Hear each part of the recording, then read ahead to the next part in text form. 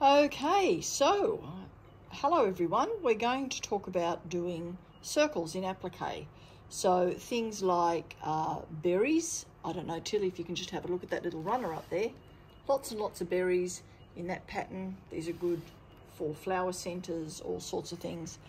So we're going to use our perfect circles, and this is the pattern that we're using here. It's from Blockheads 4. And I've just selected a perfect circle that matches the size of the circle on the pattern. So the first thing I'd have to do is cut out my chosen fabric, and I've chosen to use this one. And what I want to do is put this flower here right in the center of my circle. So I'm going to hold my template like that and then cut out my fabric 1/4 of an inch bigger all the way around. Now, if you wanted to, you could choose a bigger perfect circle than this as your template and trace your circle on. But, you know, the cutting out part doesn't have to actually be all that perfect. So going by eye is just fine. So there's my circle cut out. That's the size of the finished berry I'm going to have, because this is the little 4.5 inch applique block that we're finishing off here. Now, whenever you've got circles, this is a great way to make them. And what I love about the perfect circles is you can sort of have a little production line going, because there are 4 of each size in the packet. And so once they've been pressed, you have to wait for them to cool down before you can release the template. So if you're doing 4 at once, you know the first one's cooled down by the time you've done the 4th one.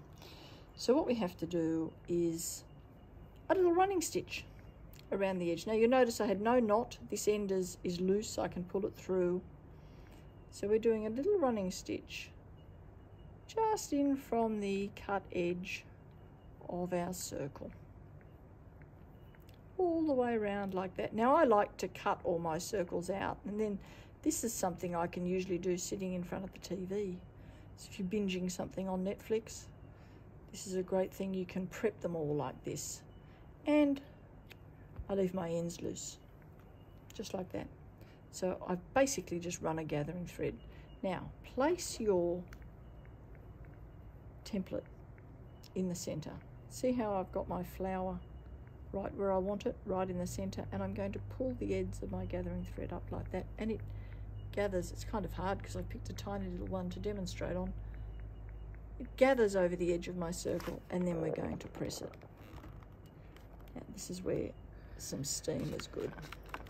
You want to really steam it. You'll notice I pull the ends of it across the diameter of the circle. If I pull that way, it doesn't sit properly. So hold both ends and pull them really tight and press it. And you know what else is good? A little bit of spray starch. Just helps to make it set really well, particularly with the smaller circles. We're going to iron it dry. Just like that. Give it a good steam. So there's our circle, all ironed over. It's quite wet, this one. So when that is dry, let's see if we can make it dry. There we go. Our flower's in the center. When it's dry and cooled down, all you do is release the gathers. Take your template out, so that gets reused. Regather it.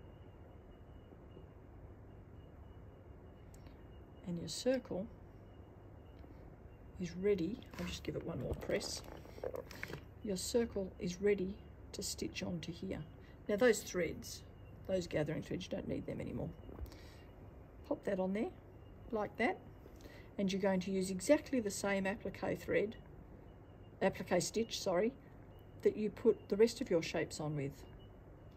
So that is how you make perfect circles in needle turn applique. Happy sewing, and thanks for watching.